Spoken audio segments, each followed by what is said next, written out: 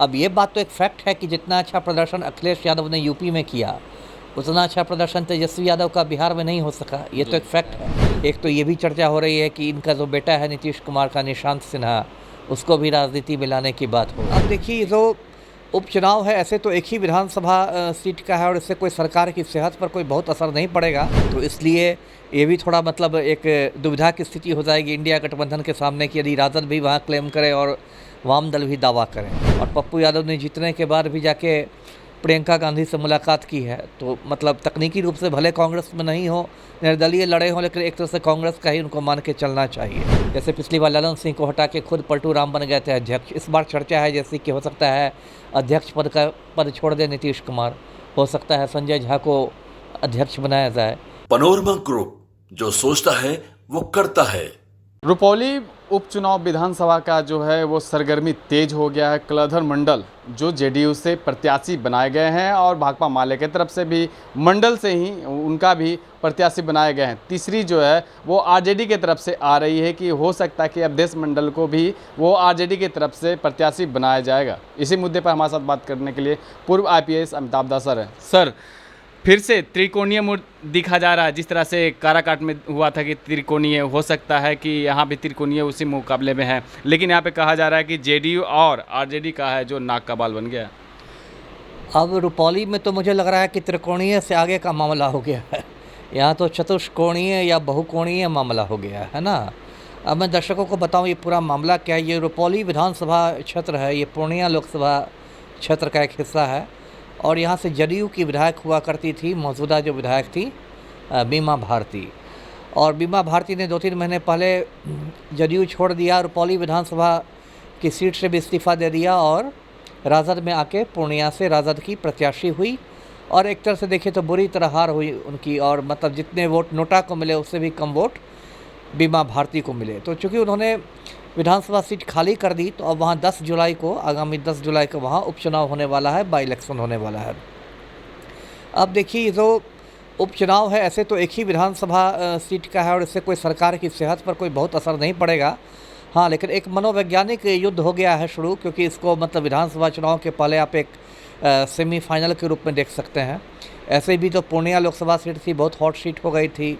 वहाँ लालू और नीतीश दोनों ने पूरी ताकत झोंक दी थी पप्पू यादव को हराने के लिए। इसके बावजूद पप्पू यादव जीत गए, निर्दलीय होकर जीत गए, तो लालू और नीतीश दोनों को झटका लगा है। तो लोग रुपौली विधानसभा में कुछ मतलब इज्जत वापस लेने की कोशिश करेंगे। अब देखिए, उसमें कई बातें आ रही हैं। पहले तो ऐसा लग रहा था कि बीमा भारती जो वहाँ से मौजूदा विधायक थी वही फिर से राजद की प्रत्याशी होंगी, लेकिन अभी जैसी बातें आ रही है, लग रहा है कि बीमा भारती नहीं लड़ेंगी। हो सकता है उनका पति लड़े, अवधेश मंडल। और अवधेश मंडल उस क्षेत्र का एक अपराधी भी है, उसका काफ़ी लंबा चौड़ा आपराधिक इतिहास भी है। और ऐसे में बता दूं, जब चर्चा चली है कि बीमा भारती के बेटे की भी 1-2 साल पहले पटना में रहस्यमय हत्या हो गई थी और अब तक पता नहीं चला कि वो हत्या क्यों हुई है, क्या हुई है। उसमें वो बिल्कुल रोते हुए मुख्यमंत्री आवास में पहुंची थी, लेकिन मुझे नहीं लगता कि पुलिस ने वो गुत्थी सुलझाई है। तो ये तो खैर एक अलग मामला है। उसके बाद देखिए, वहाँ से जदयू ने प्रत्याशी खड़ा किया है कलाधर मंडल को जी। और कलाधर मंडल की कोई बहुत बड़ी पहचान नहीं, कोई बहुत कद्दावर नेता नहीं है, टुटपुजिया नेता ही है। लेकिन माना जा रहा है कि लेसी सिंह की पैरवी पर उनको मतलब पलटू राम ने टिकट दिया। लेसी सिंह आप जानते हैं कि बिहार सरकार में मंत्री हैं और धमदाहा से विधायक हैं। लेसी सिंह का पति कुख्यात अपराधी था बुटन सिंह, वो गैंगवार में मारा गया था सन 2000 में ही। और बीमा भारती और लेसी सिंह के बीच एक तरह से रस्साकशी चलती रहती है। बयानबाजियों का दौर भी 1-2 साल पहले बहुत ज़ोर से चला था। फिर ललन सिंह ने दोनों को जदयू कार्यालय बुलाकर समझाया बुझाया था, युद्ध विराम कराया था। तो ये तो कलाधर मंडल हो गए। उस पर अब वामपंथी दलों का भी दावा थोड़ा हो रहा है कि हम भी खड़ा करेंगे। उसमें से विकास मंडल की चर्चा हो रही है कि विकास मंडल खड़े हो सकते हैं। अब देखिए, वामपंथी जो वामपंथ वाले दल हैं, वाम दल जो है और राजद हैं, वो दोनों इंडिया गठबंधन के हिस्सा हैं। लोकसभा चुनाव अभी उन्होंने मिल के लड़ा है, तो इसलिए ये भी थोड़ा मतलब एक दुविधा की स्थिति हो जाएगी इंडिया गठबंधन के सामने कि यदि राजद भी वहाँ क्लेम करे और वाम दल भी दावा करे। अब देखिए, वहाँ रुपौली में एक एक्स्ट्रा फैक्टर है, वो है पप्पू यादव फैक्टर। ऐसे तो पप्पू यादव निर्दलीय बने हैं, लेकिन कांग्रेस से उनकी जो करीबी है, वो निकटता है, सब लोग जानते हैं। उनकी पत्नी रंजीता रंजन भी कांग्रेस की राज्यसभा एमपी है छत्तीसगढ़ से, और पप्पू यादव ने जीतने के बाद भी जाके प्रियंका गांधी से मुलाकात की है। तो मतलब तकनीकी रूप से भले कांग्रेस में नहीं हो, निर्दलीय लड़े हों, लेकिन एक तरह से कांग्रेस का ही उनको मान के चलना चाहिए।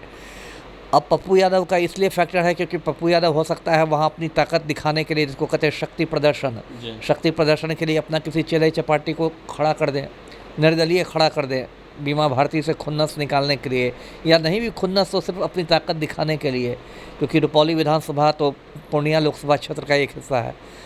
तो मतलब अभी की स्थिति देखिए, वहाँ बहुत आप कह सकते हैं कि एक तस्वीर अभी स्पष्ट नहीं हुई। आधिकारिक रूप से अभी सिर्फ कलाधर मंडल के उम्मीदवारी का ऐलान किया गया है, और एक और वहाँ है शंकर सिंह नाम है, वो भी वहाँ आपराधिक इतिहास रहा उसका, भी लोजपा में था, लोजपा रामविलास में था, और वहाँ नॉर्थ बिहार लिबरेशन आर्मी सबका सरगना रहा है, एक बार विधायक भी रहा है। अभी उसके बारे में खबर आ रही है कि उसने लोजपा से इस्तीफा दे दिया है, और शंकर सिंह ने कहा है कि मैं रुपौली से निर्दलीय खड़ा हूँगा। तो मतलब आप वही कह सकते, एक अनार 100 बीमार वाली स्थिति है रुपौली में, एक सीट है और बहुत लोग ताल ठोक रहे हैं। तो देखिए 2-4-5 रोज़ में और स्थिति साफ होगी कि क्या होता है, क्योंकि 10 जुलाई को तो वहाँ मतदान ही यही है, मतदान है, और उसके बाद मुझे लगता है 21 जून को अंतिम दिन है नामांकन पत्र दाखिल करने का। तो आज जैसे मान लीजिए 16 जून हो गया, तो 3-4 दिन में बिल्कुल साफ तस्वीर हो जाएगी जी। अभी भी कहा जा रहा है कि आरजेडी, भाकपा माले, ये सब जितने भी पार्टियां घटक दल की हैं, कांग्रेस एकजुट हैं, तो फिर ये प्रत्याशियों का बंटवारा में और ये जो रुपौली विधानसभा का जो उपचुनाव होने वाले हैं, तो यहाँ पे तो दिख नहीं रहा है कि महागठबंधन में कुछ सही है, क्योंकि सभी लोग अपना अपना प्रत्याशी उतारने में लगे हुए हैं। देखिए गठबंधन के अंदर भी तो खींचतान होती है। अब जैसे कि अभी जस्ट जो लोकसभा चुनाव हुए हैं उसमें आप देख लीजिए, पूर्णिया पप्पू यादव की छोटी सी पार्टी थी, जनाधिकार पार्टी, जिसको जाप कहते थे। अब पप्पू यादव ने 3-4 महीने पहले जाप का विलय करा दिया कांग्रेस में, उसको मिला दिया कांग्रेस में, और एक बात पक्की लग रही थी कि कांग्रेस का टिकट पप्पू यादव को मिलेगा पूर्णिया से, है ना, लेकिन बीच में लालू ने लंगड़ी मार दी। अब लालू ने बीमा भारती को जदयू से लाके राजद में शामिल करा दिया, जाके पूर्णिया भेज दिया लालटेन छाप देके, एक तरह से पप्पू यादव को लंगड़ी मार दिए गई। अब उससे क्या हो गया कि महागठबंधन में जब राजद ने अपना उम्मीदवार खड़ा कर दिया, तो स्वाभाविक है कि कांग्रेस वहाँ अपना उम्मीदवार नहीं दे सकी। तो ठीक है, महागठबंधन अपनी जगह है, लेकिन महागठबंधन के अंदर भी पार्टियों में खींचतान चलती है कि इस पर मेरा दावा है, इस पर मेरा दावा है वाली बात होती है। तो अभी वो देखना दिलचस्प रहेगा कि फिर किसकी चलती है जी। पप्पू यादव ने भी कहा कि अगर तेजस्वी यादव जो है अपने आप को नेता मानते हैं बिहार के, तो फिर अपने ही वो 23 सीटों में से 4 सीटों ही क्यों लाए हैं, वो हो गया अपने। दूसरा है कि उन्हीं के पार्टी के जो है भाकपा माले की तरफ से आया था बयान कि अगर हमें और कुछ सीटें मिलती तो शायद जो है 2-4 सीटें भाकपा माले जो है और लाती।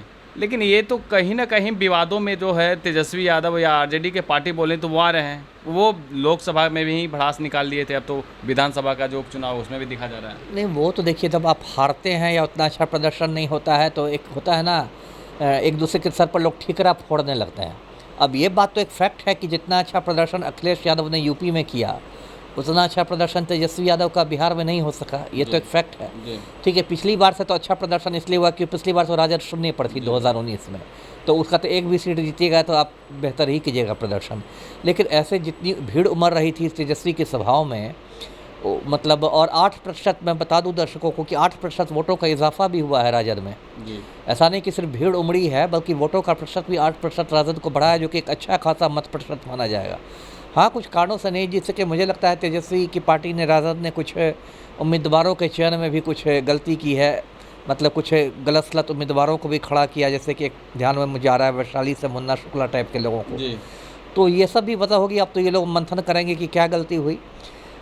लेकिन हाँ, ये तो अब है ही। अब देखिए अभी बहुत तेज़ी से मतलब राजनीतिक घटना चक्र बदल रहा है। अभी देखिए 29 तारीख को, अगले 29 जून को पलटू राम ने जदयू की राष्ट्रीय कार्यकारिणी की बैठक बुलाई है दिल्ली में, और जब ऐसी कोई राष्ट्रीय कार्यकारिणी की बैठक होती है तो उसमें कुछ मतलब राजनीतिक रूप से धमाका कुछ होता है, विस्फोटक होता है।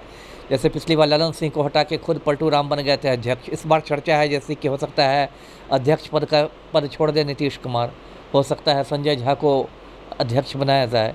एक तो ये भी चर्चा हो रही है कि इनका जो बेटा है नीतीश कुमार का, निशांत सिन्हा, उसको भी राजनीति में लाने की बात हो।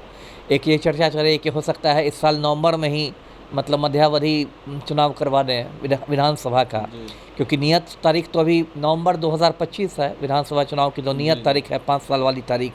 लेकिन मतलब जैसी चर्चा है कि मुख्यमंत्री इसके लिए दबाव तैयार कर रहे हैं भाजपा आलाकमान पर, राजी कर रहे हैं भाजपा आलाकमान को कि विधानसभा भंग करके, अभी तो 3 राज्यों में विधानसभा चुनाव होने हैं, महाराष्ट्र, हरियाणा और झारखंड में, उन्हीं तीनों के साथ बिहार का भी विधानसभा चुनाव करा लिया जाए।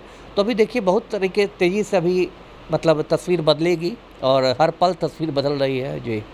रुपौली का जो खेमा जो है, खेल है, वो किसके तरफ से आपको लगता होगा कि वो फिर से ये जाने वाली है? देखिए रुपौली में तो मुझे नहीं लगता कि बीमा भारती को अब लड़ना चाहिए, क्योंकि एक तरह से उन्होंने मतलब एक तरह से राजनीतिक विश्वसनीयता भी खोई है। जदयू का थी, आप फिर राजन में खड़ी हुई, नोटा से भी कम वोट मिले, ये है उनके मेरा अपना यदि सोचना होगा कि यदि महागठबंधन रुपौली की सीट माले को दे दे, है ना, और पप्पू यादव भी सपोर्ट कर दे, तो फिर जदयू के कलाधर मंडल का वहाँ से जीतना मुश्किल हो जाएगा। इसलिए महागठबंधन को चाहिए कि पप्पू यादव भी एक तरह से कांग्रेस के करीबी ही हैं, तेजस्वी को बार बार बीमा भारती को रिपीट नहीं करना चाहिए। बीमा भारती की ऐसी फजीहत हो चुकी है लोकसभा चुनाव में, तो यदि जो विकास मंडल है वामपंथ के उम्मीदवार, उनको खड़ा ये लोग कर दें तो वो कलाधर मंडल को आसानी से हरा सकते हैं जी। जी धन्यवाद। तो आपने सुना क्या कुछ कह रहे थे कि अगर महागठबंधन की सीट अगर बचानी है, महागठबंधन में सब कुछ ठीक करनी है, तो विकास मंडल जो है उनको समर्थन कर दें, ऐसा इनका कहना है। और साथ में ये भी कह रहे हैं कि वहाँ का जो रन जो कहा जा रहा था कि नाक के बाल, वास्तव में नाक के बाल बन गई है, क्योंकि पिछली बार जो सीट थी वो बीमा भारती जो जदयू से थी, अब वर्तमान में अब वो अपनी सदस्यता रद्द कर जो है आरजेडी में चली गई हैं।